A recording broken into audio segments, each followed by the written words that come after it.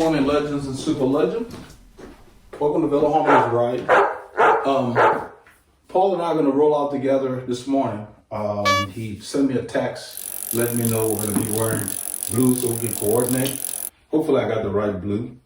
But before I roll on this B-roll, I wanted to mention I got a message from one of our subscribers. His name is Sean, and I'm sure he means well.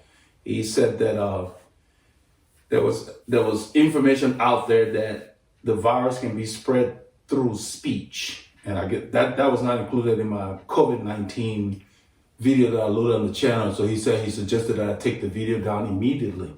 So I thought about it for a moment and I replied and just told him that he should probably update the CDC and let them know because they reach the most people, because I got all my information from them and nowhere in their recommendations did they say the virus is transmitted through speech. Doesn't mean he's wrong, but it really doesn't mean he's right either, because really, to tell you the truth, even the experts are not really sure. So his thing was, I guess, because I said group rides are okay, he feels they're not. That's fine. Even the mayor of New York told people when they're working out they should exercise alone. Yeah, it doesn't mean that he's an expert. We don't know. This is new. So use your best judgment. If you're uncomfortable riding with your group, that's fine. Some of the groups around here are riding in smaller groups because, of course, the CDC said 50 people or less. Then our president said 10 people or less. So, use your best judgment. There's no one perfect piece of information because, to tell you the truth, this virus is new to all the people out there. They're still learning about it. That's why we don't have a vaccine or anything, because it's new. So whatever you're comfortable with, if you're uncomfortable being in a group, fine. But I think the best thing to do is check the CDC site. And until they say it's transferred through speech, I'm going to go with what's there, but it doesn't mean I'm going to be in somebody's face when they're talking to me. You got to use your best judgment and go with that. So I just wanted to kind of let you guys know, because Sean mentioned that he knows my goal is to inform people, and he's right about that. So I gave the current information that was available when I made that COVID-19 video. And in the video, I specified that you needed to keep up with the site because it's going to be an evolving thing. And we need to get on top of this now, because if we don't, in the fall, it might come back. In 1919, there was a big pandemic that killed a lot of people back in the day. So we have to take this seriously. So Sean, I appreciate you sending the comment, but I'm leaving the video there because the video instructs people to go to the CDC site. And since you have additional information, inform the CDC, let them put it out there, because that's the source. We got to get our information from the proper source so that people are not misinformed, just like Sean intended in sending me and putting a comment on the website. So I responded to his comment on the channel so that those of you who are there reading the comments can see that. And that was the response that I gave. So get out there, get your K's in, and stay safe. On this ride, Paul and I left Northampton, headed up towards the woodlands. We took Research Forest out to Highway 1488 towards Magnolia, Texas. Then we connected to Highway 149 past Karen, which led us to the Keenan Cutoff, and took Grand Lake Estates, a bunch of rolling hills there, to Honey Egypt Road back into the woodlands. Took us a little over 4 hours to do. The pace was subdued. We had some nice stretches on cliffs when we were working, but for the most part it was really a good solid training ride. It was a wet, overcast day and we had our mud guards, so hope you enjoy the clips.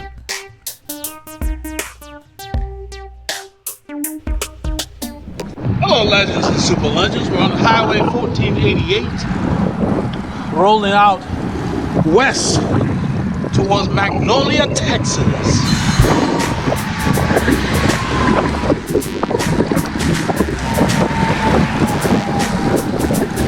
It rained the night before, so we put on our mud guards. These are the kind of days that can really get you dirty on the bicycle. If you don't have mud guards on, with the road being wet, you get all that debris on you. So since I found these, I don't ride without them on days like these. It's It's not fun coming home with a lot of grit and sand in your face and a dirty stripe on your back and on your jersey and so forth. So keep that in mind. Last night. So we got our mud guards on. It's keeping us clean and dry. Definitely a nice accessory. It makes a big difference in your comfort, and you definitely want to cover your shoes because you get spray even with the mud guards.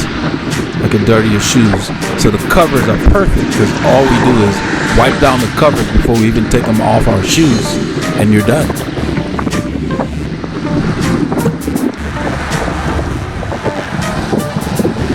So with the proper gear, you can ride in most conditions. Past another cyclist going the other way. We passed a few cluster of cyclists you will see on this ride. I was feeling much better on this ride versus 2 weeks ago when Paul and I rode. My body's getting more acclimated.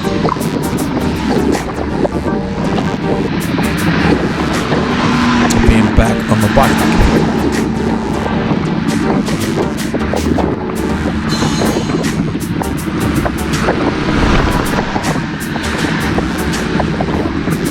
The temperature has been changing very frequently. We'd have days what would be about 80 Fahrenheit, and then today it's in the 50s Fahrenheit. I think this is where I spot a bunch of flashing lights from emergency vehicles, and I mentioned to Paul that looks like something's going on. It's on the opposite side of the road.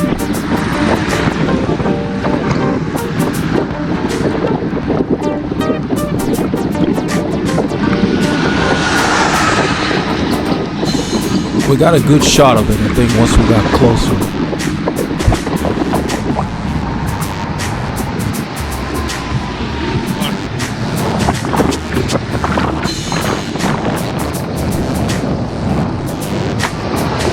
See how close our wheels are as he goes by. I just drift behind him.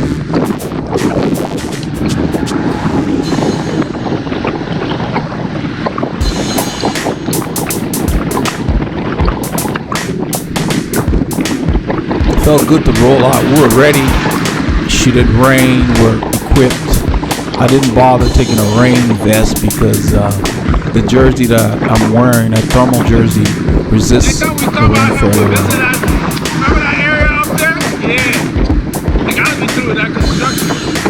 If you look to the left side of the road in the distance, on the opposite side, you will see flashing lights. With the wide angle on the camera, it seems further away than it is, but we'd already spotted it. It turns out that some motorist somehow got his car wedged between a fence. You see the fence on the left there across the street, and one of the utility poles. It's about the size of a small car. The space between it probably 5 or 6 feet, and he perfectly wedged his car between the fence and the utility pole. Couldn't figure out what happened, and he was still sitting in it. And the vehicles are there. There's a lot of tow trucks. You see the lights getting closer on the left. They're sitting there waiting probably for the authorities. Somehow he ran off the road. I mean, it's just not a normal thing because there's nothing wrong with that part of the road. I was telling Paul to watch the rocks on the road. They're right there. I'm going to freeze it because we get a good shot of him here. Look at the utility pole there. His car is between the utility pole and the fence. He's still sitting in it. They're probably waiting for the officers to get here because the fire department's here and the tow trucks. And I mean, that's all the way off the road, past the grass and everything. He's lucky he didn't hit that pole, so they probably told him not to move until the authorities get there. I guess he's not injured or anything, or maybe he couldn't get out. Oh yeah, we got some new perks for our patrons. So check out patreon.com. We've had a lot of people asking how they can help the channel. Right there, I'm showing how I'm adjusting my barrel adjuster. I will do a close-up in a few kilometers.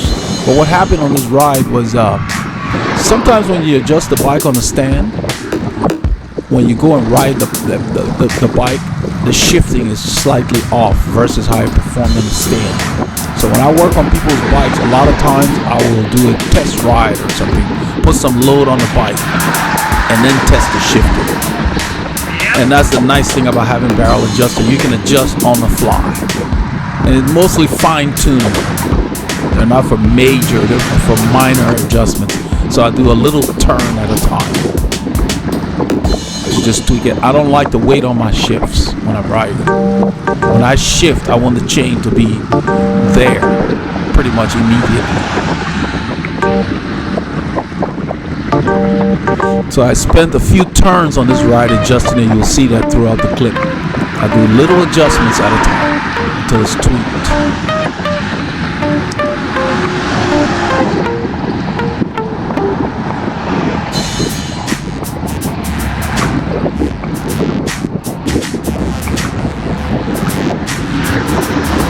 I continue to just keep my cadence in my normal range. On this ride, mostly from 75 to about, I think I went up to 115 or so on some stretch when we're in the Great Lakes neighborhood. I was telling Paul it's one of our stops here. There's a Subway in this strip center we just passed. We did a long ride a while ago and we stopped there, had a sandwich before we finished up the ride. It was a nice stop, very timely.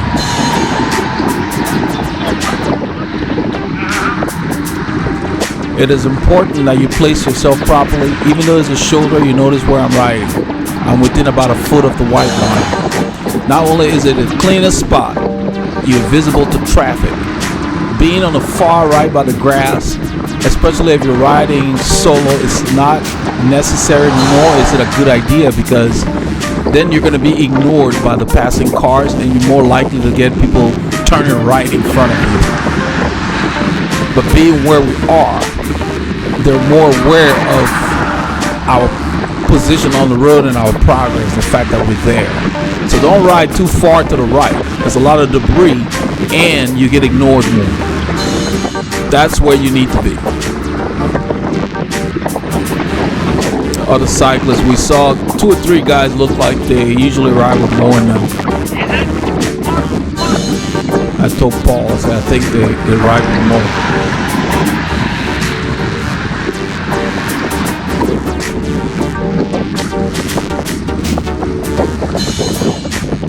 It's hard to do any ride in our area without running into other cyclists, even during the week. There's a high concentration of people that stay in shape in the North Houston area primarily. Not that it's the only area, but just there's a higher concentration. Yeah, like the marathon that was held in the Woodlands 2 weeks ago when we rode. They have marathons, they have bike rides that prepare people for like the Ironman. They have Ironman races. So there's a lot of stuff going on. We also have golf tournaments that come to the Woodlands.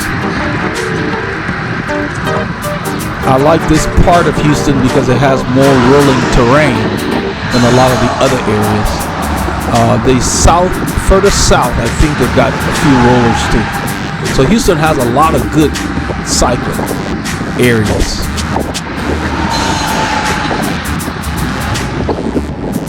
We select the areas that have the least traffic.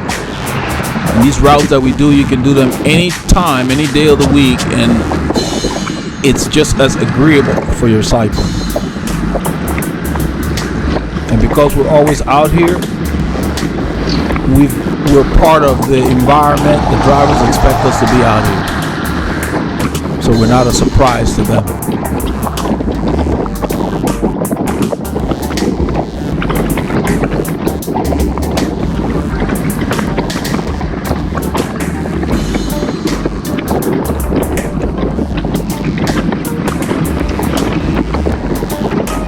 The temperature on this day did not go much higher than 11 Celsius, which is about probably 52, 53 Fahrenheit. Although the forecast had said it was supposed to go to about 14 Celsius. It never got that warm. In fact, it got colder on our return. This is the reason you have to dress in layers so you can shed if you need to.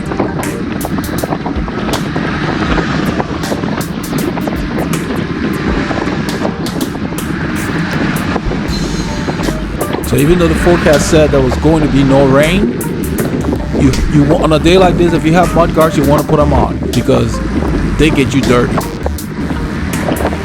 When it rains really heavy, you actually don't get dirty because the roads are clean. But after the rains, yeah, you're picking up all the remnants, and you will see in a few kilometers where we encounter water on the pavement. And even with the mud guards, there's a lot of spray if there's a lot of water on the road and you go through the puddles. There's a little splatter, let's put it that way.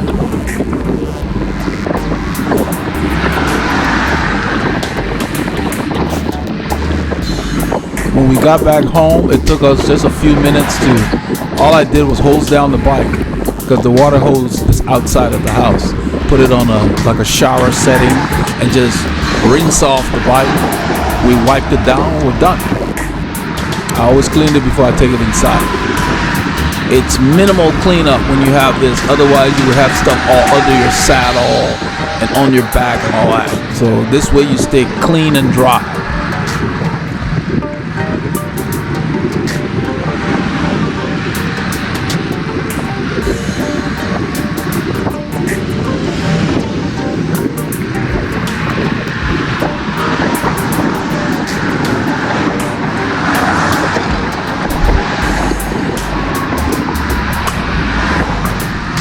Basically, I'm doing my base training right now.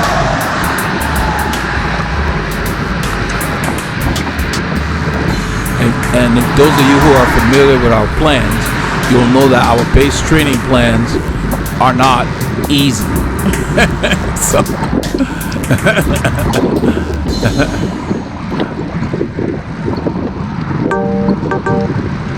base training does not mean slow training. It's the effort, not so much the speed.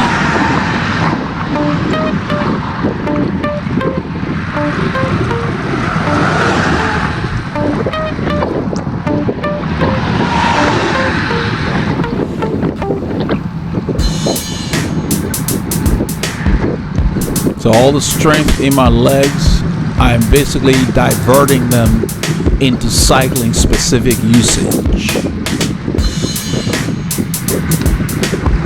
So most of the ride, my cadence stayed between 70 to about 95, thereabouts. There were a few stretches where I spun a lot, but since I'm working on getting my body ready, I stay in, for me, lower zones. Yeah, that's 70, what I thought. We thought we saw somebody that looked like Frankie. From the form across the way, go in the opposite direction. Yeah, I looked twice and said, man, the form and everything look like Frankie.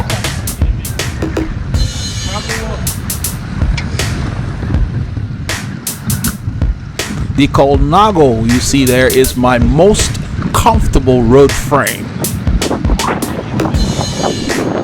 I don't really know specifically why. There's a bunch of cyclists coming up. See the arrow I put there in little groups. But people are out riding. Team RR had posted that they were going to split. Some people were doing mountain biking and other things. I gotta keep up with some of their postings. But people are out doing stuff and just doing the best they can to, keep living. Last time we rode, my heart rate did 170. Today is 146. Yeah. It was a best shot I was 10. Injured myself. Didn't take me long to get there. That's amazing. I'm on the 145, 46 too. Yeah. That's where I am right now. So the thing is Just that driving. record with Veloharmony Cyclery. Cycling has a hard movement. Cycling a lot of sprinting. Yep. Yeah, we're talking about, I was telling Paul that my zones are being properly reflected by my respiratory system now, after I've gotten a few rides under my belt. And I explained to him that soccer, I used to play soccer, and I always found soccer to be more difficult compared to my experiences with cycling, because soccer has more sprinting. You're always chasing the ball or trying to outrun the pass that's coming. Just as I remember. So told him the light wasn't gonna last long, and it didn't. So we didn't unclip there, we just kind of slowed down. But what I was saying was that the Colnago, among all my bikes, is the bike I reach for when I'm doing base training, long rides, very long rides. It's very comfortable. The frame soaks up everything, and there's really good feel. So all the bikes are good, but they each feel different to me when I'm on them, because they have different characteristics because of the materials and the geometry as well. But all three of my frames meet my contact points at the same spot in space, if you know what I mean. Meaning that because they're different in certain areas based on how they were manufactured, did not prevent me from being able to place my bars and the hoods and the saddle where they needed to be. So all the dimensions, when you measure those points, are exactly the same. My saddle is exactly the same setback, because it's the same model on all the bikes. My handlebars is the same distance from the saddle, because the top tube and the stem combination meets the requirements of my reach. That comes from fitting your bicycles properly. If you get frames within the parameters for you, you should be able to fit them to you.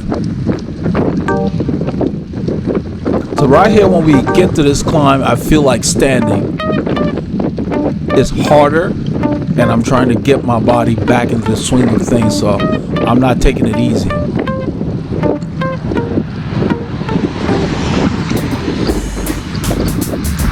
I lower my torso as I stand because it mimics the seated position, and for some reason it just feels easier in that position.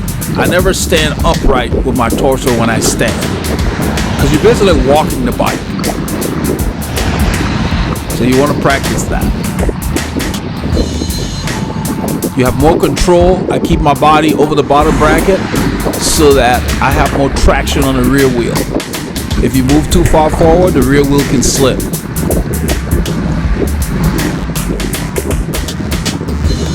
And you let the bike do its thing. You see it moving. It just moves as you walk it.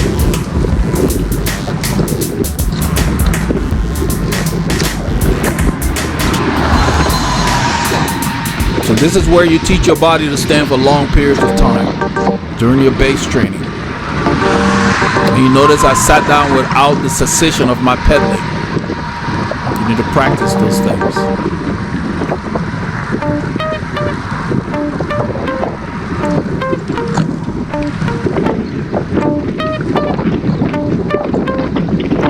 You don't have to kill yourself on the climb. Just keep the effort where you need it to be.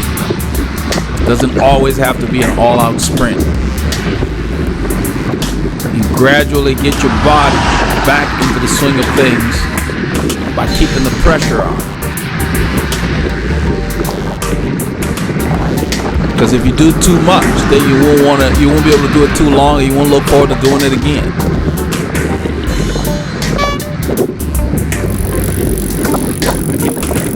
So we are in Magnolia, Texas on this journey. It's really cool being able to get on the bike, leave North Houston Spring area and go to Magnolia, which is a whole different area, then go to Keenan, which is another different area. So we visit several municipalities on our rides.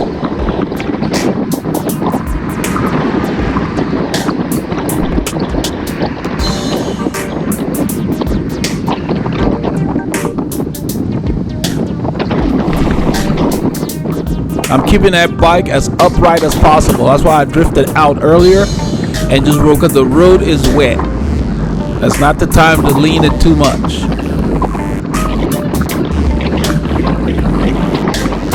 And you pay attention to how the bike feels by your rear.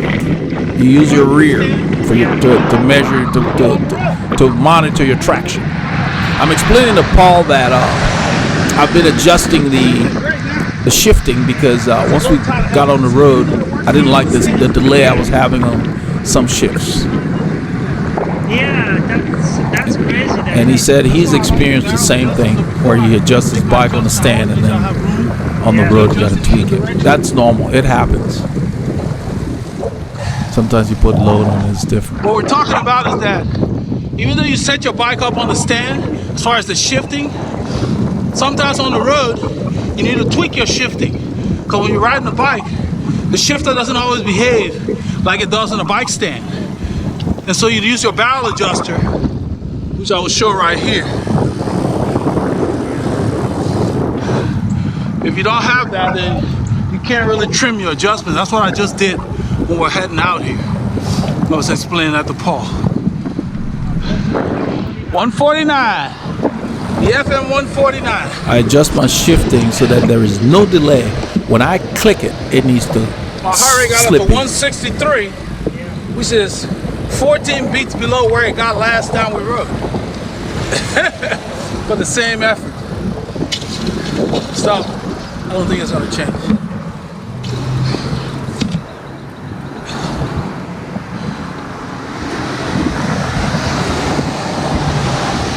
We may have to sneak across after those cars because I don't think it's gonna pick us up. There's no car behind it.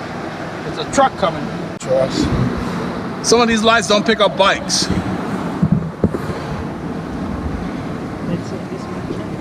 Well, we got this guy behind us, so it should change now. Since we got a truck back there. It took a while to change, so I sped it up here, kind of a time lapse. Because by the time that guy got behind us, we had to sit through another cycle. I was going red on both sides, so it's gonna change. There we go. Go ahead. Go to the shoulder. I'm behind you. What we usually do, if he had not come behind us as soon as it was safe, we were going to go ahead and get through the intersection. Because these roads are not heavily traveled to where you have a lot of congestion. So they don't pick up bicycles at some intersections because those sensors don't work for our vehicles. So if you encounter a light that's not responding, you wait till it's safe and get through the intersection. Even if it means you get off the bike and walk it like a pedestrian, depending on where you are. Use your best judgment.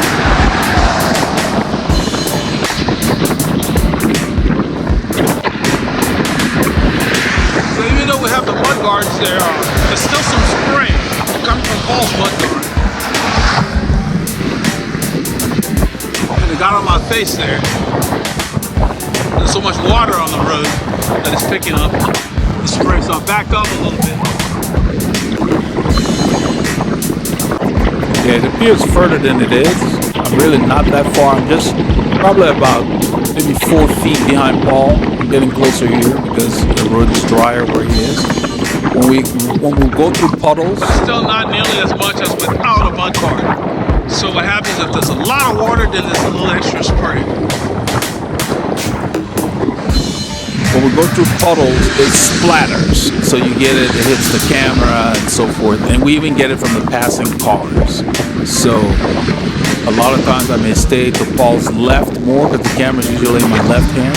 Right here, I move over and you can see this guy was passing. I looked before I moved over, so he saw me, but it was like, they come up pretty quickly. So when I checked, he was further back and I moved over. You can see he moved more over to the yellow line. You always want to make sure you look back. Sometimes do double takes because cars appear quicker than you expect sometimes. So you always got to check before you move over. So because I had looked behind and seen him and I moved over early enough, he saw me enough to move even further out in the lane. And you'll see here, look at the water on the pavement here. I try to avoid it so I don't splatter Paul, but then he'd have to back off. Because when the water pools like that, it hits the bottom of the mud guards and it splatters. You can see that. Look at my mud guards. You can see the water hitting it. But imagine if we didn't have that. We would be wet and cold because it's a relatively cold day. It's a cool day, I guess you can call it that. So yeah, there's no reason for you to not protect your backside if you're going to ride in the rain. And actually, it is actually better to ride by yourself or with a smaller group when it's raining. It's not a whole lot of fun riding in the rain with a large group, especially since in the US here, most riders don't have mud guards. I guess it's not a cool thing or whatever. So when it rains, Paul and I don't want to ride with anybody else. We just ride with each other because at least we know we've got mud guards. And the ironic thing is when we do encounter other groups or other riders on the road on a wet day, they love following us because of the mud guards. So go figure. So no, if it's wet, ride by yourself. There's a guy, Greg Schott. He's the brother of a guy we ride with called Doug Schott. He actually told me that when it rains, he prefers to ride solo, which makes sense. I mean, he doesn't have mud guards, but he doesn't want people spraying grit and dirt in his face. See, that truck went by and sprayed the camera. In a little while, Paul ends up cleaning it. But the spray from them, that's what gets on your shoes and so forth. So that's why we wear the shoe covers. And also our front wheel splatter. Even with the mud guards, you get a little bit of splatter, so it will dirty your shoes. I'd much rather put on the cover so my feet stay dry. On a day like this, there's no reason for your feet to be wet. It's not blowing rain or anything that will come through the top of your shoe covers. So when we do ride in those conditions, a lot of times I will put my tights over. If I'm wearing tights, put them over the shoe. I stand here just to break it up, just to give my body a break. I shifted up at least a car before I stood. And then once I sit, I shift back down. That's why I don't like my shifting to be off. You see, I did all of that without changing my rhythm. So the person following me doesn't have to react to anything.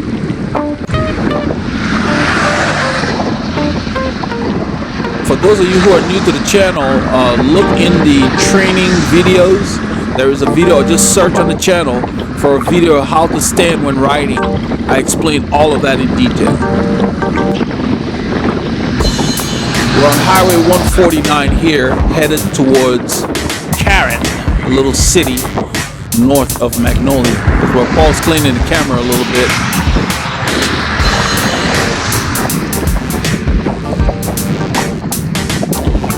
I'm keeping the pace steady. He slowed down to clean the camera, and now he's going to catch back up.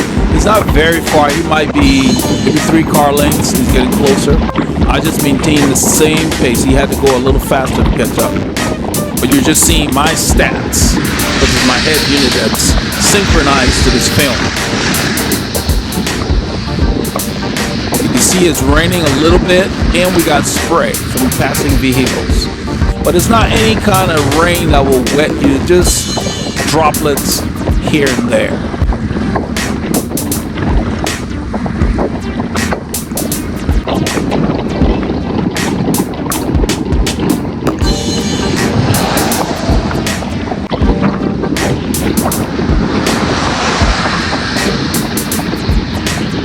So don't let the weather stop you if you need to get out.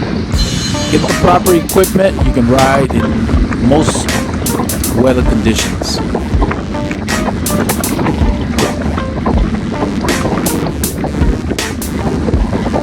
If it's very cold, like say below, I would say below 40 Fahrenheit, and is wet, then that's a day you may want to do the indoor training. Cold and wet don't go too well together. I mean, just miserably cold weather and wet. It's hard to stay warm and dry at the same time on the bike because you got to wear so much stuff to stay warm And no matter how much rain gear you put on, there are certain areas of your body that gets wet. So those are the only kind of conditions where I really give it a lot of thought to going out. Before I get out there, I may just get on the trainer and watch the rain, knowing that it's not going to be a fun ride.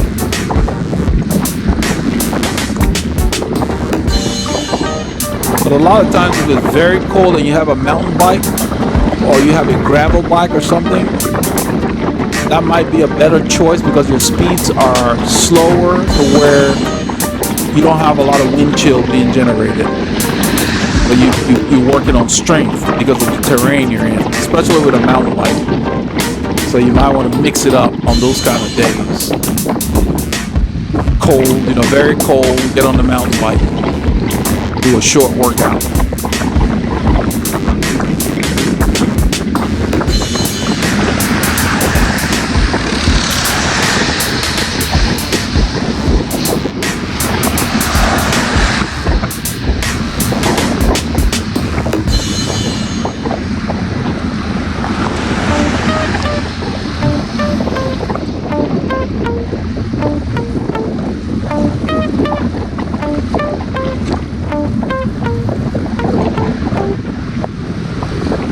If we go straight here, it becomes Jackson Road. We're going to turn right and continue. It continues as Highway 149.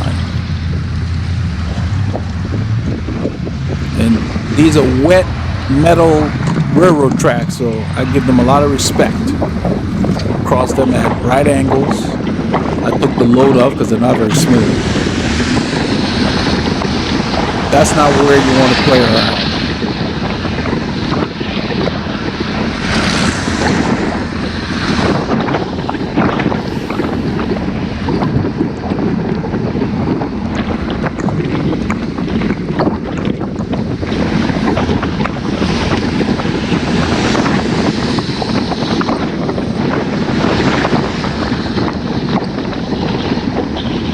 Trying to get something to eat here.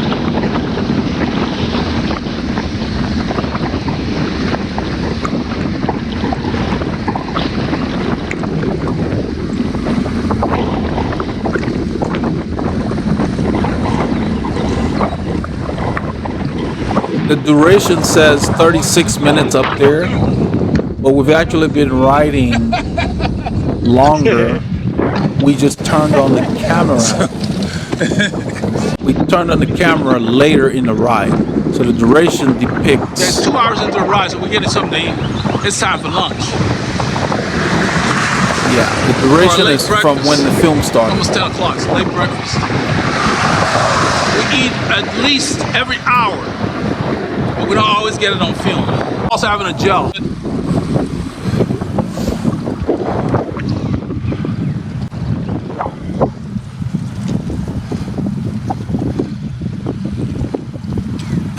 I put the You arrow lost on your Paul. other piece of trash. Paul dropped the piece of let's trash. go. It was in the same spot when you put the other one in. The wind blew it out. He's sticking his trash under his jersey. That's fine. You can do that, or you can put it in one of your pockets. And we keep our trash until we get someplace where we can unload it.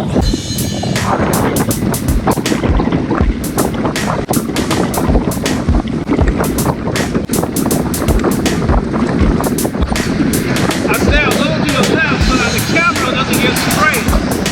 Since the camera's in my left hand, I always stay on the left side because if we hit puddles, we got a little bit of spray. That's how you clean the lens.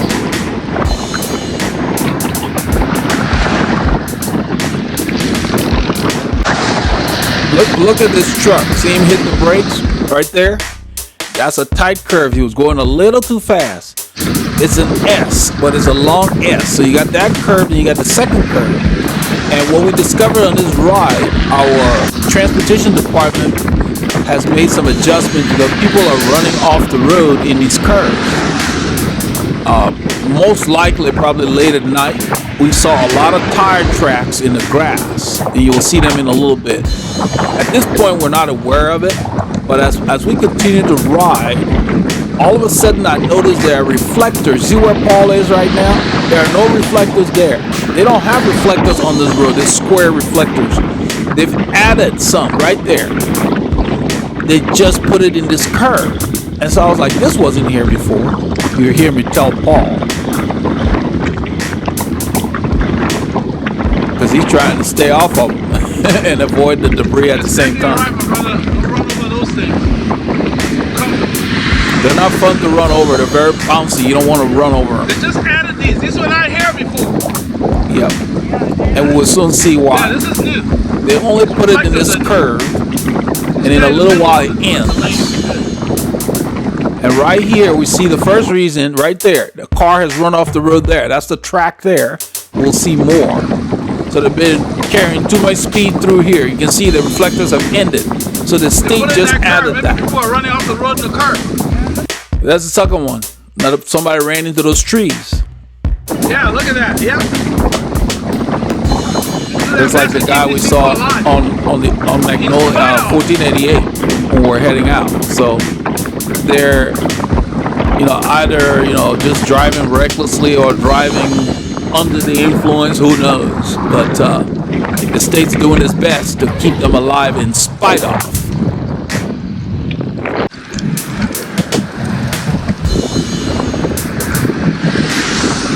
If you come across those reflectors and the shoulder is very narrow, use the lane.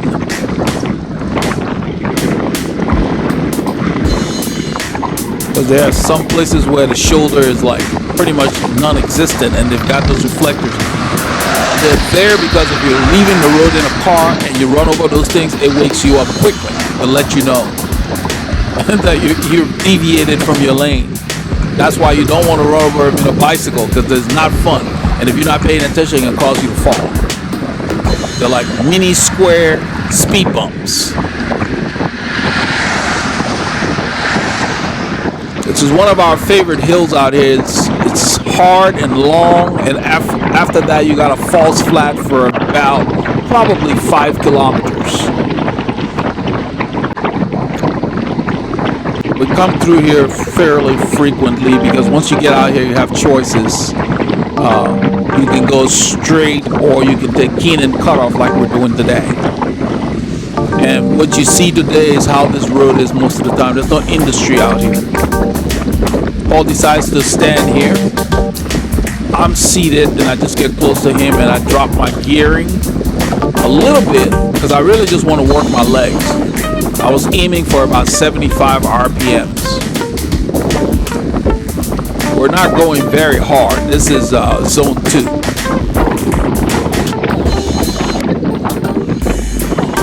But the key is that we're putting load on our muscles.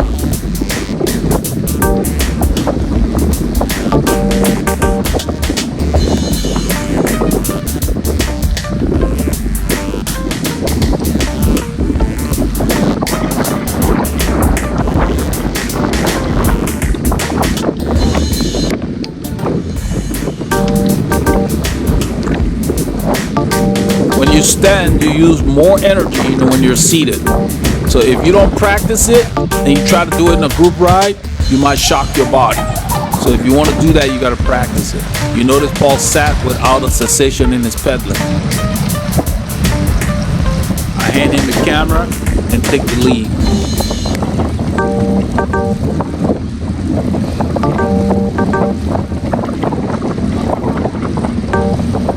If you look at the road in the distance, hopefully we get another shot of it. Right there, it continues to go up. This direction from where we live, you're always heading up. 186 meters is what it says on the statistics up there, which is a lot for our area because the Houston area is like sea level. So So if you're 500 feet up, that's pretty good.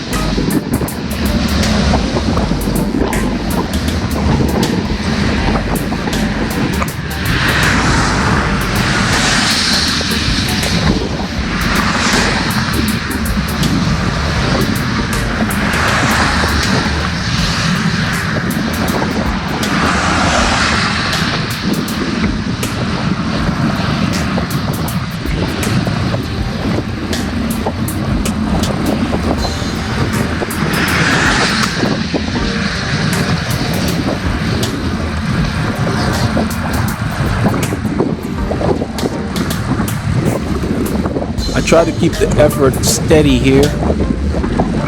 I didn't do much shifting. You can see where my hands are. I'm on the tops. It's a good way to climb. It keeps your chest open so you can breathe. I'm using the same ratio and just keeping the cadence close.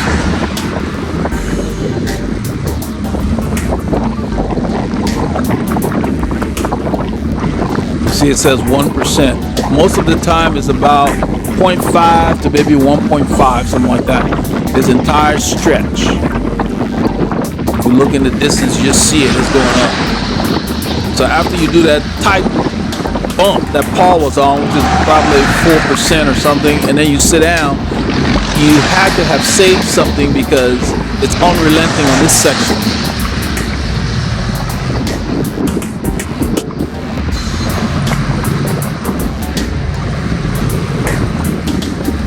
Since our climbing speeds are slower than cruising on the flats, I like that this has a decent shoulder here, mostly clean, so it's a good route to work on climbing, to where you're not killing yourself the whole time, and you just use your gearing as you get fitter to do more work.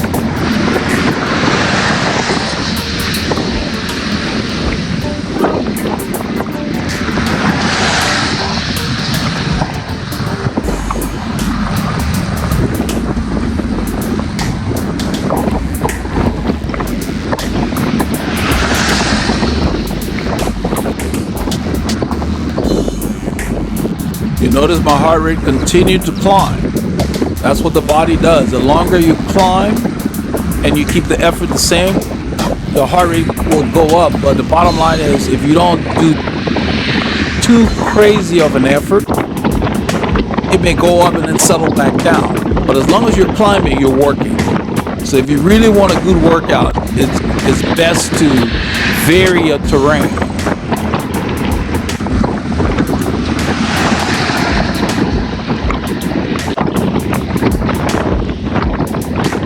You don't have to think about pushing. The hill would do it for you. Because I'm not riding a very large razor. I'm probably in a 3917 or 3916, something like that. Like a 65-inch gear. Which is a great ratio for base development.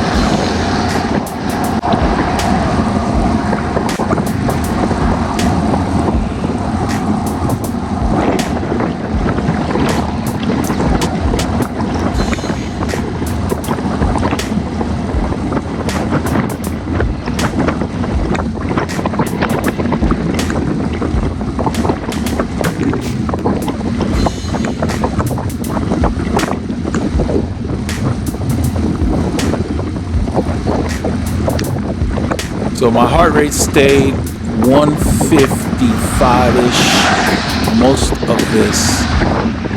I wasn't paying attention to it while I was riding. I pretty much ride by feel. But looking at it on the statistics here, it stayed around 154 to probably, it didn't get to 160, I don't believe. At this point the road level's off here. We're at Keenan Cutoff.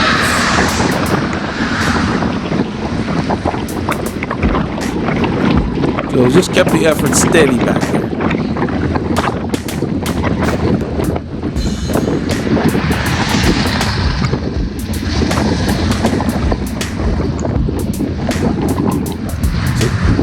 It's very slippery because of the sand and it's wet. I'll let Paul know that. Just to be aware.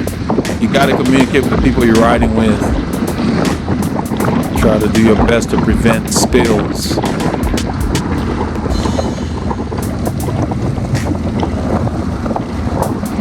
Riding in the wet may be challenging, but I think it's a good thing because you really learn how to handle your bike. And riding the dry becomes even easier.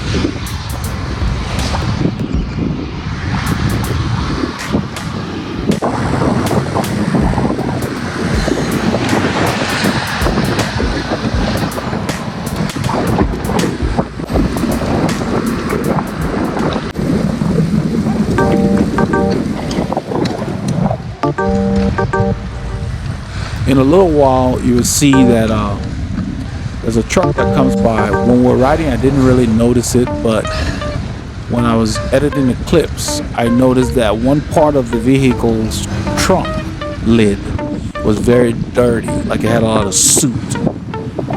And we found out that it's this driving style right here.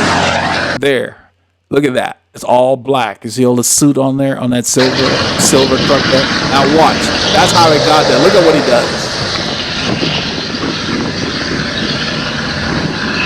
So if that happens to you, just make sure you hold your breath. You don't want to breathe that crap, because there's no such thing as clean diesel. Driving around polluting. That's why his vehicle looked like that. So in a little while, you hear me tell Paul that gas is too cheap for $10 a gallon. Cheap. Yeah. $10 a gallon. They take better care of it. There's no reason to be mashing the pedal like that, you know, because that's what does that.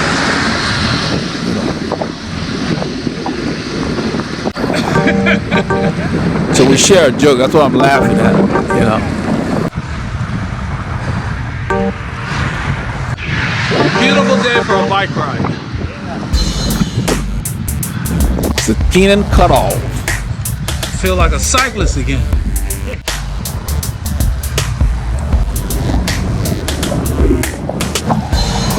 This road leads to Highway 2854. We're not using that today. We're going through the Grand Lake Estates.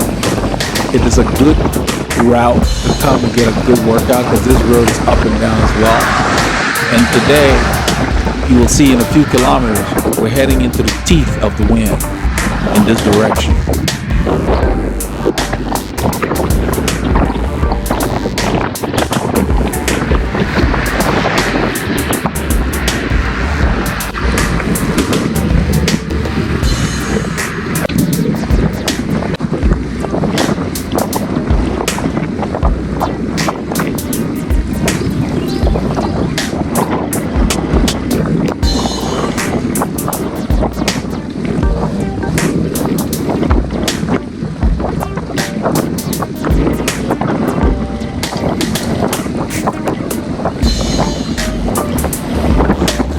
This is a good route to come on when you're trying to get in shape because the hills are thick and fast, the wind's out here. So really, there is no riding it easily. You'd have to be in a pretty low ratio to get through it without working on some part of the route. That's why most of the time we head north. It's quiet and it's challenging from where we are in here. So you have to pick your routes accordingly. On your easy days, pick a nice quiet loop, just spin. But on your hard days, you want to work. You want to work without psychologically pushing yourself. So don't do a flat route, because on the flats, you got to really push yourself to hit your top zones. Let the terrain do it for you. It's a lot easier mentally. Yeah, the birds are out here too. I mean, it's a beautiful day. They're singing. You see Paul's vest flapping in the wind. It's gusting a little bit. We had a northeast wind.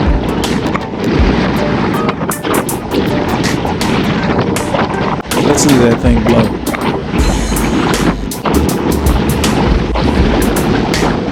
That's why you have to train by effort and not speed. Because normally we'd be going a lot faster on this road.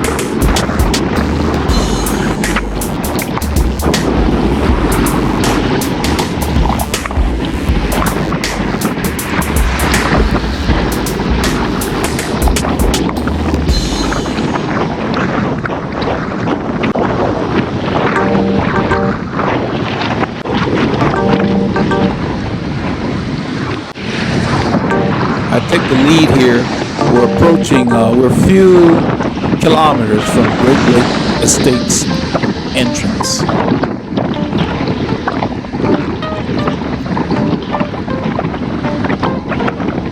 a nice neighborhood. It's got a lot of rolling hills, and it drops us on our most favorite road out here, Honya Egypt Road. It's not the smoothest road in the area, but something about it just has a character.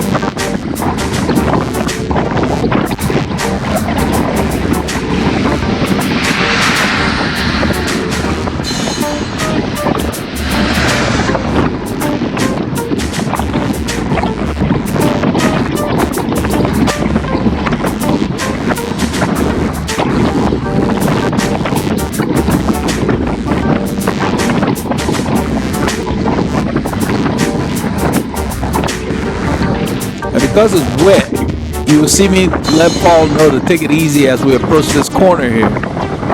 I try to keep my bike as upright as possible when it's wet by taking a wider line, carrying less speed through the corners. It's a lot quicker to get going if you don't fall than if you hit the ground. You hear Paul braking, but he's messing with the camera at the same time, so he takes a wide line. So I stop and ask him if he's okay. Yeah, I'm okay. I was just changing hands with the gimbal. I didn't want to take a chance. So what he was doing is we hold the gimbal next to the brake hoods, and he was changing hands at the time when the corner came up. Yeah. I told him it was a little wet. That's why I went straight. So look at my pedaling stroke. You can see me pull up. Okay, that's how you distribute your power on the bike. If you're not pulling up, you're wasting energy. You're letting the other leg carry the other leg. You got to be using all the phases of the pedaling circle. Yeah, beautiful. Beautiful. B-E-A-U. This is the Great Lakes States. Look at that road up there. That's what we're talking about. We see two guys walking. So I move over. I check. You see me check twice. Because cars can appear. One second you look, nothing's there, and you know. They see a bicycle, they act like they gotta pass right now. So I always check before I go over. Right here, a couple of dogs, they're excited, they're barking. I'm like, okay, show me what you got. I said, you want to sprint? Come on. We took off. There's three of them. There's another guy here, he cuts me out the corner right there. I don't know if you can see him, he's in the fence. And they bark, they don't like to lose their fit too. It looks like whoever owns those dogs works them. Because they're fit.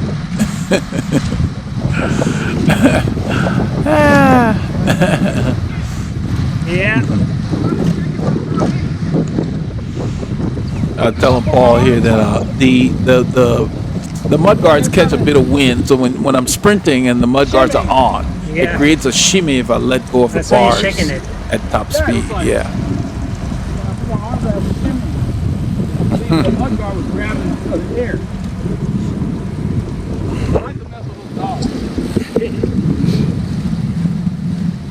So, you know, you don't have to be going full They gas the look fit whole too. ride. Right here, after messing with those dogs, we're just kind of rolling. And we don't have to say anything. You'll see in a little while, we'll just pick it up when we come to a climb. You know, there's always an ebb and flow of the ride. You know, enjoy the bike. Don't worry too much about, you know, being on the rivet all the time. It's not necessary. A little bit, I spot a squirrel somewhere up here.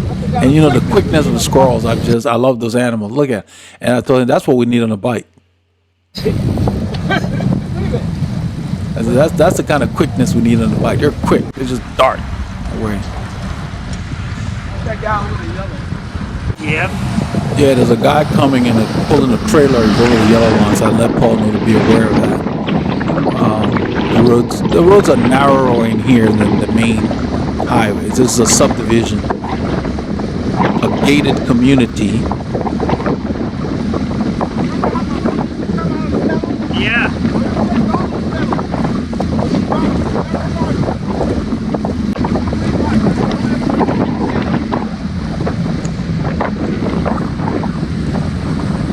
Yeah.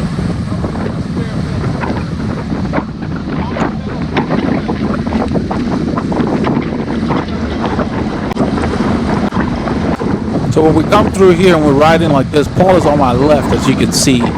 He's filming, we're rolling. We're always aware of the other road users. So if a car is coming up behind us, we tighten it up a bit more so they can get by quicker. Yep.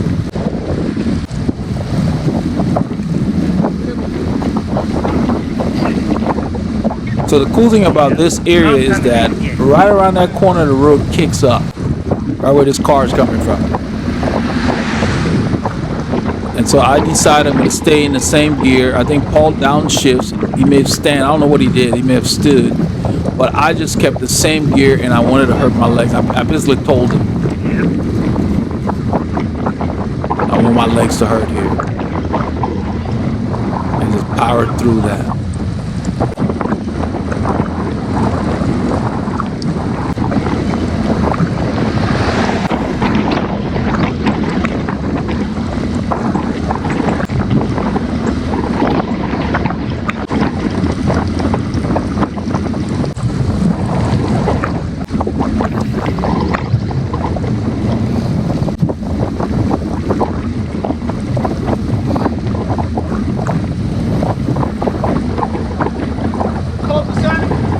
Yep, should be.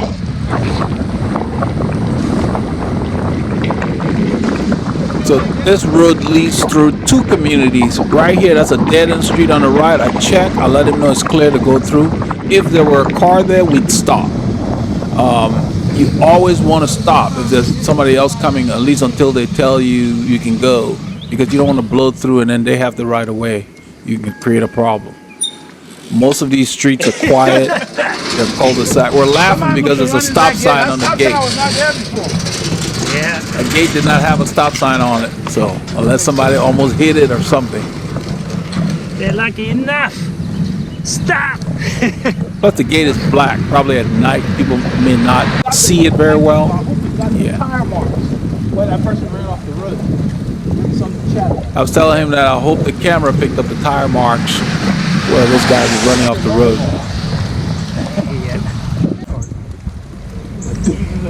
This is something you need to practice. Hands-free riding. You may need to reach in your pocket, put on maybe take off a vest or take off a jacket. You should be able to control your bike out of the saddle. The faster you pedal when you're seated like that, the more control you have. But only do it when it's not windy or gusty. When it's cold, this is what works. Yeah, that's the granola bar, the Nature Green granola bar. Really very tasty. Don't feel like you got. Eat your way into shape. Don't feel like you have to eat the prepackaged stuff at the bike stores like power bars. I never liked power bars. From the time it's been on the market, it was just so hard and just, you know. And some people like them. Some people like Cliff bars and all that. Whatever works for you. But you can do your own thing. You can make a sandwich. Small pieces, put it in a, you know, sandwich bag or something, or wrap them in foil and take them with you. Do your own thing for variety. Other than the gel I use, I mix it up. Take different things, take some fruits, whatever. I'd much rather come home with food in my pocket than to run out.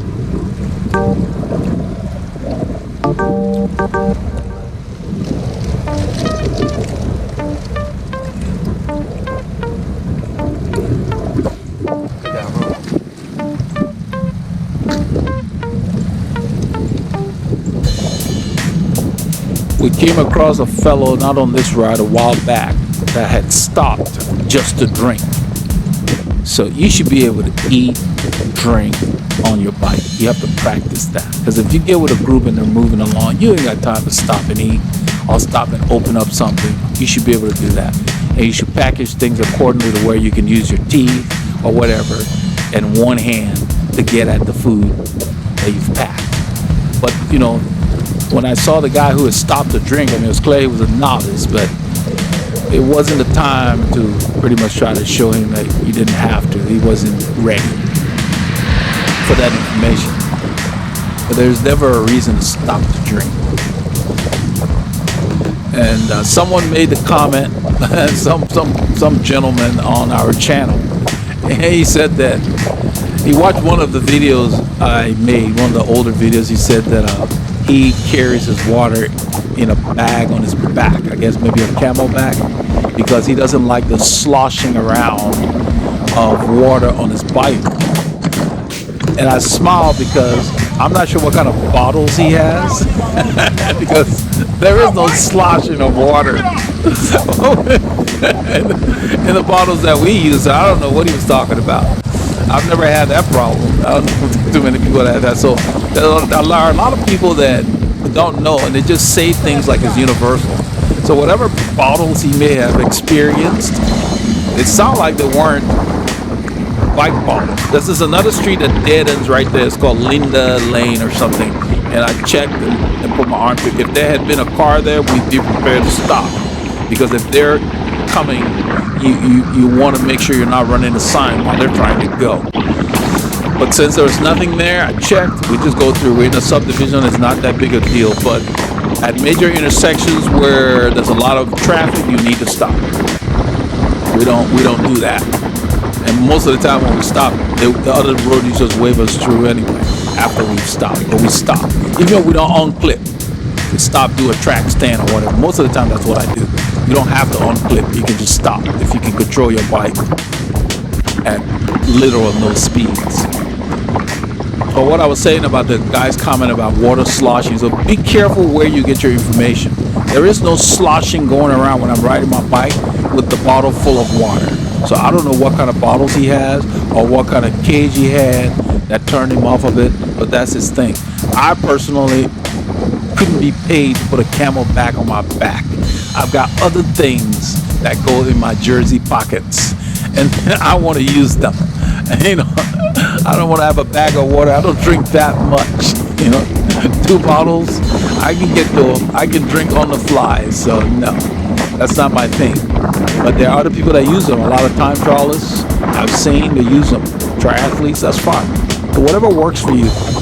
But just don't, you know, it's like me saying that the Camelback is sloshing. I've never used it, so I couldn't make a comment like that. I've used these bottles all the time I've ridden a bike, and the water doesn't slosh around, so I had no idea what he was talking about. So maybe his experience was based on his setup. But I like using the bottles.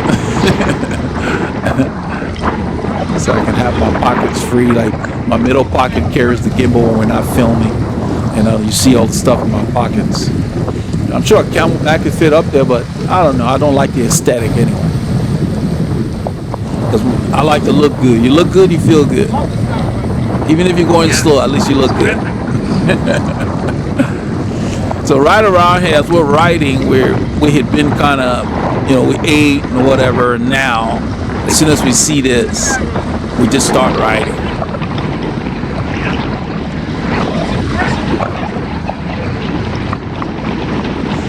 From here to Honia Egypt Road, nothing but rollers. So on the ride, as we come to challenging terrain, we just put our head down, we start working. That's why we head out here.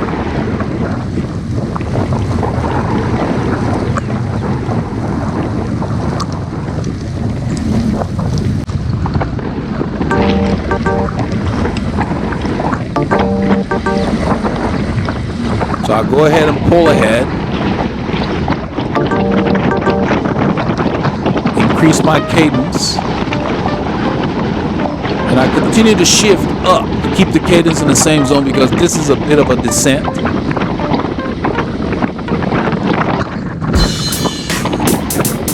And then it starts the grade here. It might be 2% maybe on this one, but there's a bunch of bumps one after another.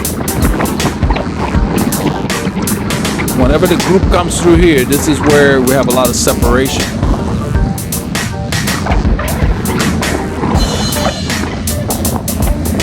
I checked, there's no car coming. Same thing here, subdivision, dead end street. I let him know it's clear. I take the camera. We kind of freewheel a bit and then go through. Whenever we encounter another motorist, we basically are prepared to stop.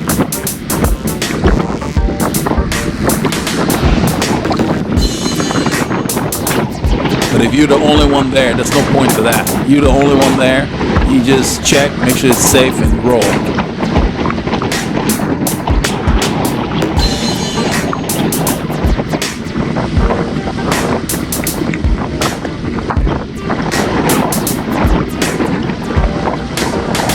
just be aware that you have to make sure you're the only one there, because if a peace officer is hiding around the corner, you will be stopped. It's happened to the Team RR group before on a Sunday morning. So even though we were the only one at the stop sign, we slowed down and went through the three-way intersection, and an officer was behind us that we were not aware of, and he stopped us and made it clear that he expected us to stop. So we politely apologized, and we were no worse for the wear.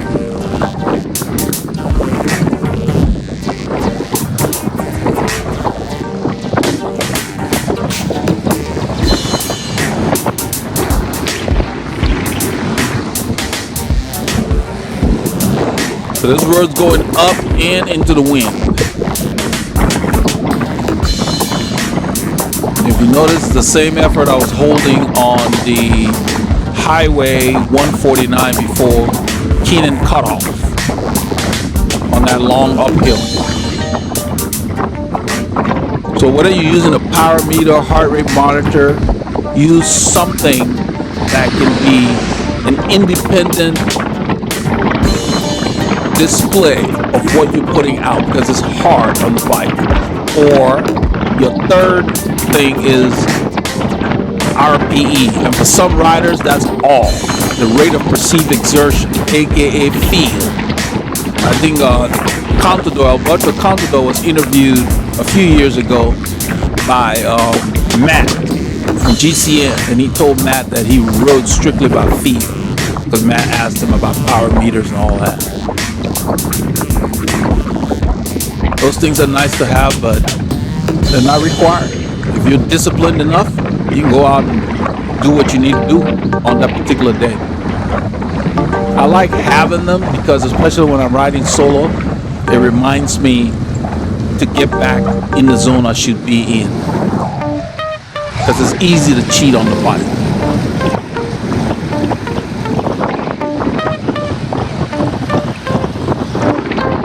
I try to keep about 3 to 6 inches off of Paul's wheel, mostly. Especially here where it's dry, we're just riding. If it's wet, I give him a little more room. So anywhere from 6 to 12 inches is a good range to get comfortable following a wheel. The more unfamiliar you are with the rider, then start at 12 inches or more.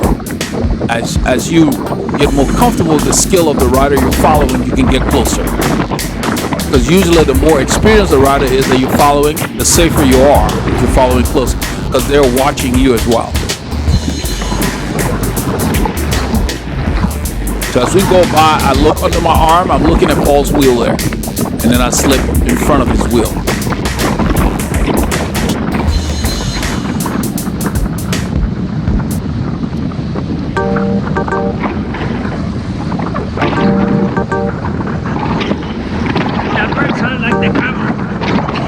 Bird was chirping, and Paul said it sounded just like the camera when the camera is low on power. He had to check to make sure the camera wasn't beeping.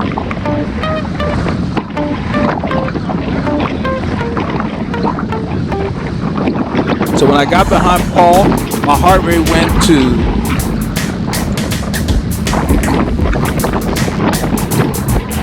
140 something beats a minute. It had been 150 something.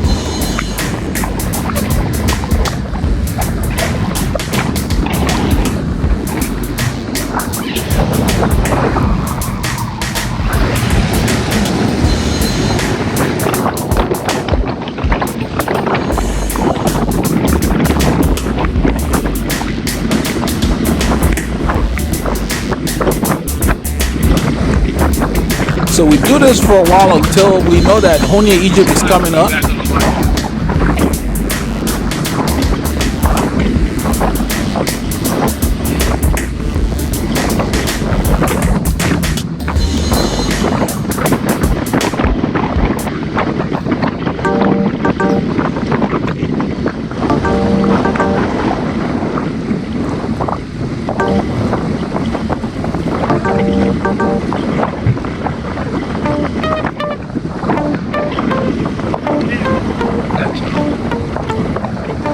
So if you have like 3 to 5 people that you can ride with, that's an ideal size group to improve your fitness.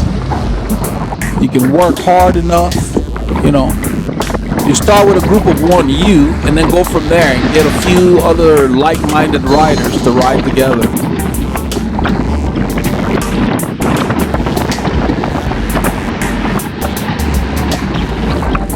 I said 3 to 5 because that's a good amount of riders to where you can go very hard and get enough rest before you have to come back to the front on your harder days.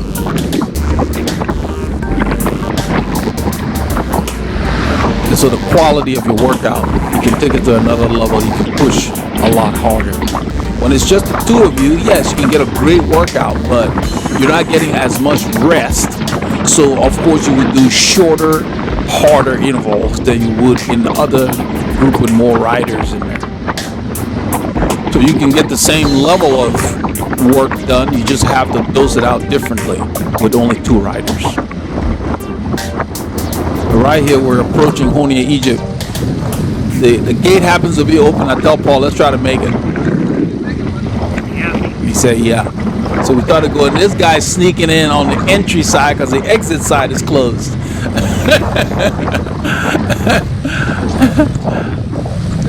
Because that's a private community, you know.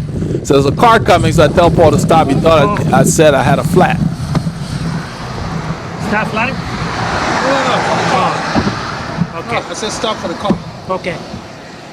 It's hard to hear each other in the wind, so that's why a lot of times we use hand signals. You can depend on vocal stuff, or voice commands, or voice communication. Yeah.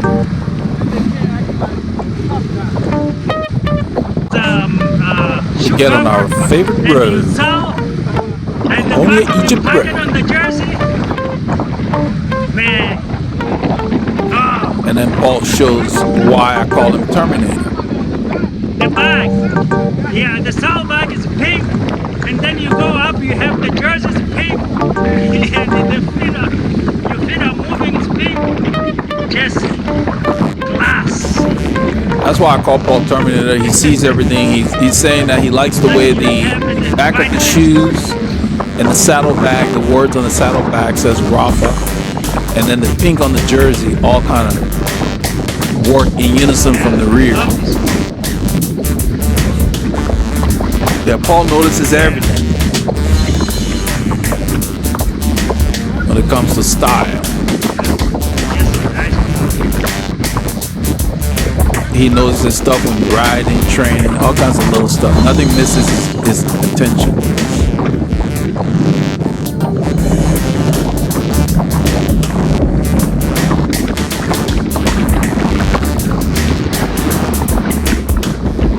The wind's coming from the left, mostly. Strong easterly flow. And we settle into a rhythm.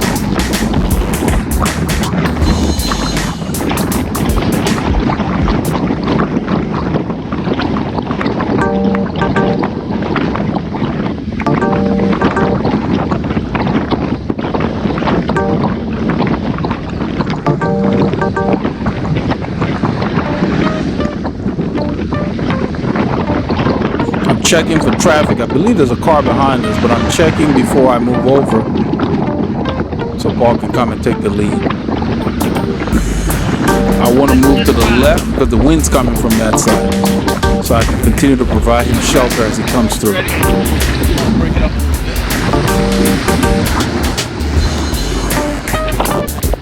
So whichever side the wind is coming from is where you pull off into. You pull off into the wind so that the person coming to do the work is protected as they come through. Because they were drafting you, it's like you're continuing the protection until they get to the front. I'm pulling off in the direction on the windward side.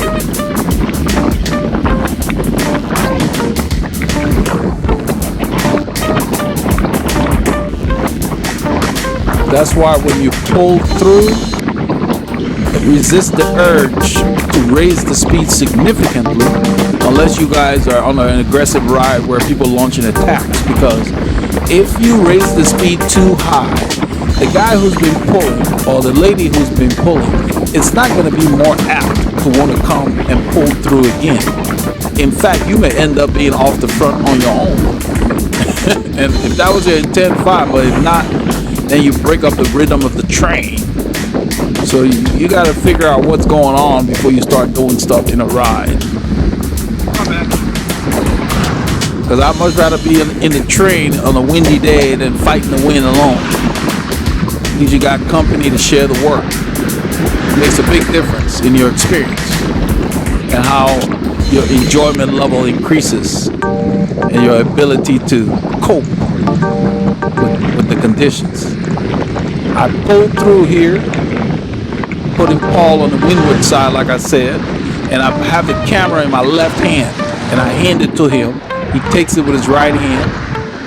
I roll through, and we'll resume.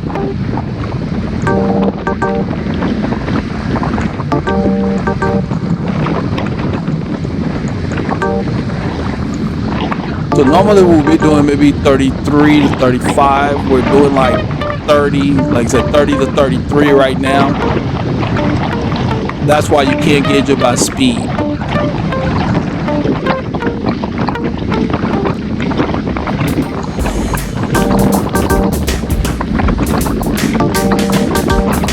So with the work I've been doing, in a few weeks I'll be in decent cycling shape. Not anywhere near my top form, but on the way there.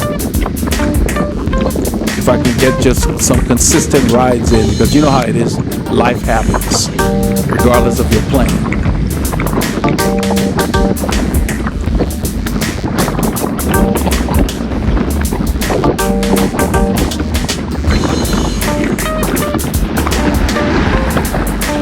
I'm resting my palm on top of my bars and against my index finger against the back of the brake hoods. Feels like it's a very comfortable position. It still keeps me high enough to give Paul a good draft. That's not my most aerodynamic position. That's not my goal. My goal is we got a small group here, just the two of us. We want to make sure each person gets good shelter so we can share the work.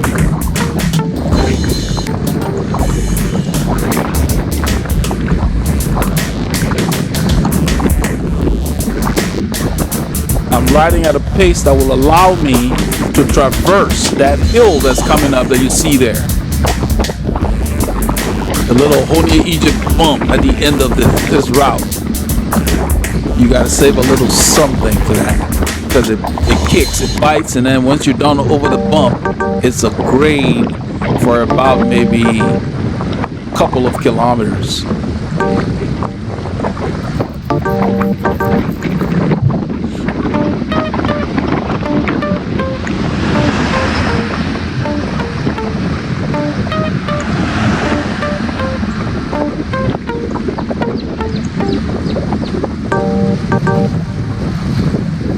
I go ahead and take a drink, because it's a lot easier drinking here than when I start climbing.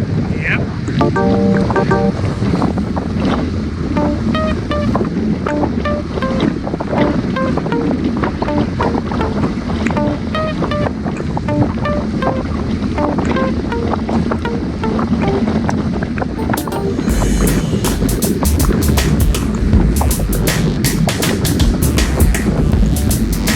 As the hill bites, I downshift 2 cogs.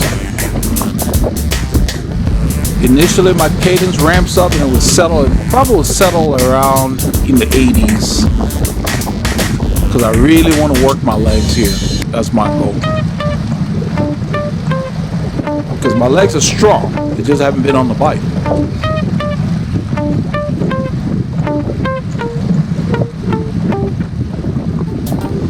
But they were not screaming like they did 2 weeks ago. So I'm working.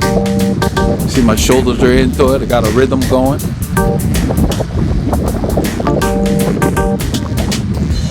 see my heart rate climbing in the 160s, right around sweet spot. I'm not looking at it as a ride. I'm paying attention to how my legs feel. That's how I ride. Doesn't matter what my heart rate is doing. If I got the legs, that's all that matters. I'm working them. We're over the bump, but now the grade here might be close to one. It says 1% there. It might be 1.5. But it continues all the way past that curve. Even though this road is narrow, I like coming here in this direction. Oh, in either direction, actually further down, when you go the opposite direction, after about probably 10 kilometers, there's a nice little stretch where we hit Leah Drive. So Paul comes around, I grab the camera.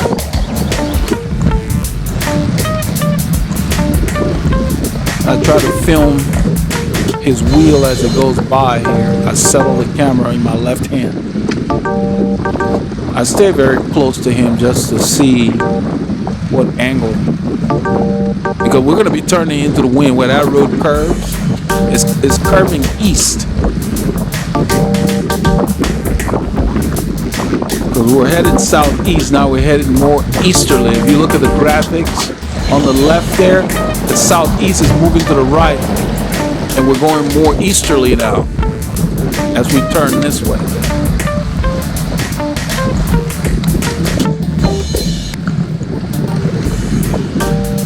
I stay really close to Paul here. You hear the wind.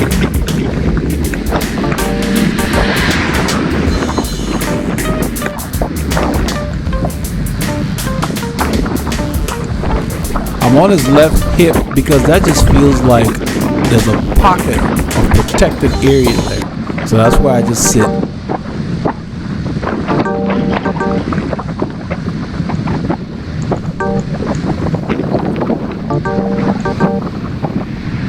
I'm riding a slightly larger gear than I was when I was at the front, because sitting in the draft here is slightly easier.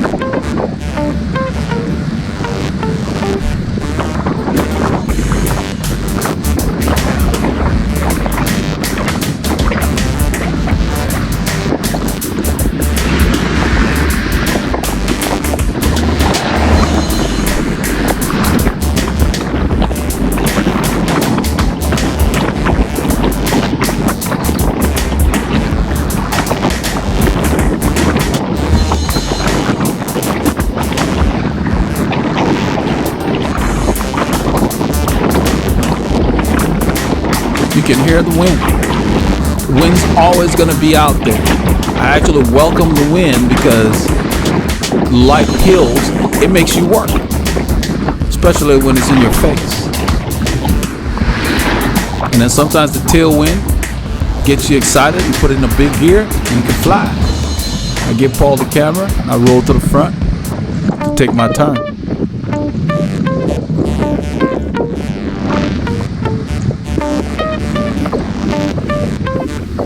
So you don't need to be in a very large group to get a good workout. Get a few friends together and start your group. The key is that you get people that are like-minded, that are focused on maximizing your cycling time. Training time is precious.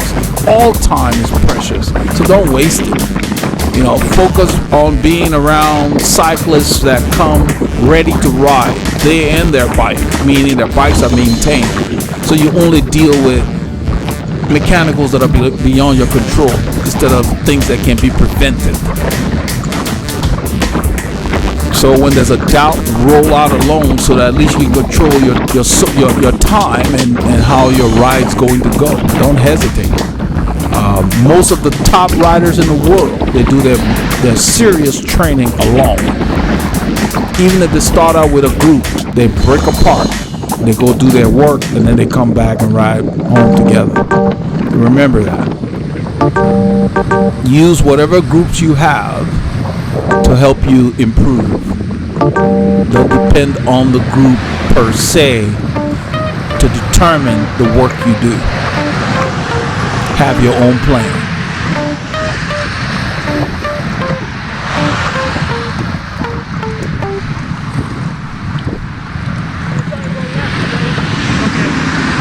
We're waiting for the traffic to clear so we can turn left here. I hope you guys got a chance to get your K's in this weekend. This past weekend on Saturday, this was what we did. So no matter what, keep those doctors fired.